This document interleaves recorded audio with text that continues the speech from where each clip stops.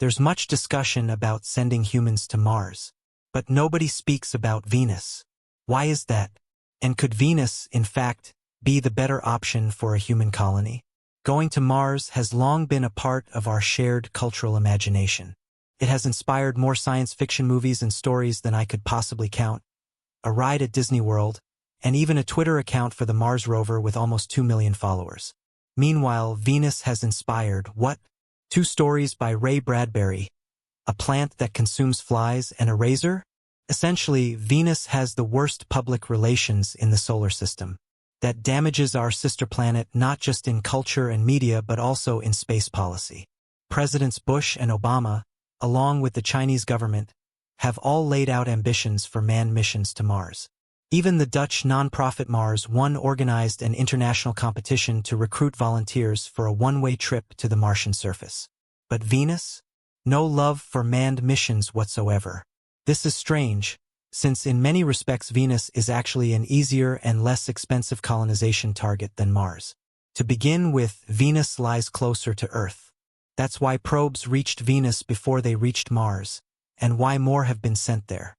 Depending on the launch window, the round trip to Venus can be 30% to 50% shorter, a crucial factor for human travel. Shorter journeys mean less exposure to weightlessness and radiation, less food and water required, and therefore less fuel and lower costs. This also provides a huge benefit when transporting the people and equipment necessary to colonize another world. Remember, there's no Craigslist in space. If a colony begins, nearly everything must be brought along. But it isn't only the shorter journey. The planet itself offers notable advantages compared with Mars. Being closer to the Sun, Venus provides about 4 times the available solar power Mars does.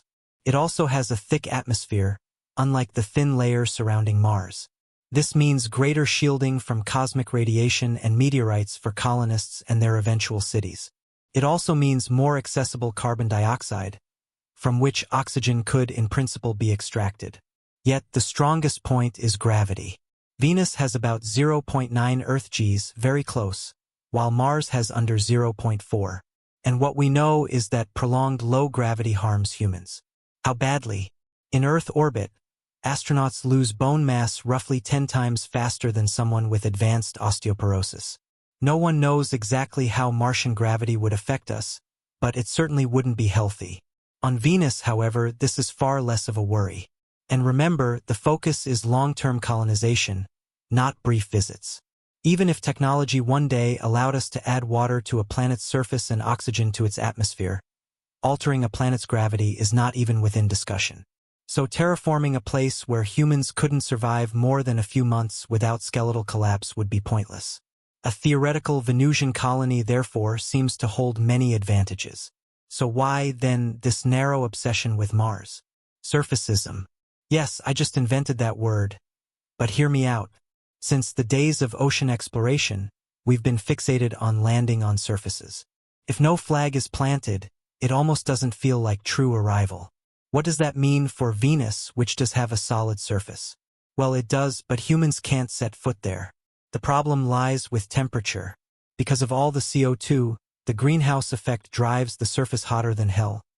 Over 450 degrees Celsius, hotter than the melting point of lead. The greater issue, however, is barometric pressure. At the surface, it's more than 90 times Earth's atmosphere, like diving a kilometer beneath Earth's oceans, beyond the crush depth of most military submarines. In fact, many NASA and Soviet probes to Venus imploded before reaching the ground. Later, a few reinforced probes touched down and sent back images, but even they lasted only about 2 hours. This demonstrates what I call a real bias, surfacism.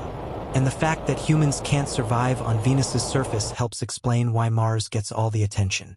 But perhaps that's reasonable. If the surface itself kills us, why even go there, right? Not so fast. Roughly 50 kilometers, 30 miles, above Venus's surface, something interesting happens. Temperatures drop to about 70 degrees Celsius.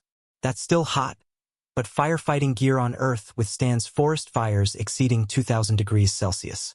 At that altitude, pressure falls to nearly 1 Earth atmosphere. That means people would require heat-resistant suits and oxygen masks, but not spacesuits. Yes, sulfuric acid floats in Venus's air, but potentially it could be handled. And at that altitude, the atmosphere remains dense enough to support buoyant structures. Balloons filled with helium, or even just Earth air. Add the near-Earth gravity, and Venus's upper atmosphere may actually be the most Earth-like environment anywhere in the solar system. So colonization might make sense with floating cloud cities. This is no joke. NASA's Systems Analysis and Concepts Directorate revealed a conceptual plan for such a project, called HAVOC, High Altitude Venus Operational Concept. The branding is unusual, but the idea is incredible. NASA even released videos you can check in the description. Keep in mind, however, this remains conceptual. We are far from sending someone to lead a Venusian cloud city. But NASA is treating the proposal seriously. At present, most discussion still regards Venus as training grounds for colonizing Mars. So the surfacism bias hasn't been overcome. But this may yet change. Gravity alone could eventually make Venus the prime choice for long-term habitation. Who knows, centuries ahead, if carbon could be sequestered from the air, perhaps even flags might be planted there. So what do you think? Is Venus a better option for colonization than Mars? Share your 2 cents in the comments, or better yet, tweet #OccupyVenus. If a grassroots movement begins, I'll update you in the next Spacetime episode. Last week, we asked, how do you measure the universe's size? Here are some responses. Autism asked, how can space expand faster than light if light is the ultimate speed limit? Answer in 2 parts. First, the light speed limit applies to things moving through space, not the expansion of space itself. Second, you're right. I shouldn't describe expansion as a speed. Instead, think of it like the enlarge button on a photocopier. Press it once per second, and 2 points far enough apart will end up separated by more than 1 light second after each press. Ling Wingxing commented this was an intuitive explanation of inflation. Thanks, but careful. Expansion of space in general is not the same as inflation, which refers specifically to an extremely rapid expansion in the first moments after the Big Bang. The Matman 1313 suggested the Hubble bubble as an alternative to expansion itself. That's not correct. Space does expand, period. The Hubble bubble is only a possible alternative explanation for the accelerated expansion we observe. And finally, to Brandon Spears, yes, space-time could always use some help. Like the Hubble telescope, our own lens has smudges, so give it a wipe and help us out.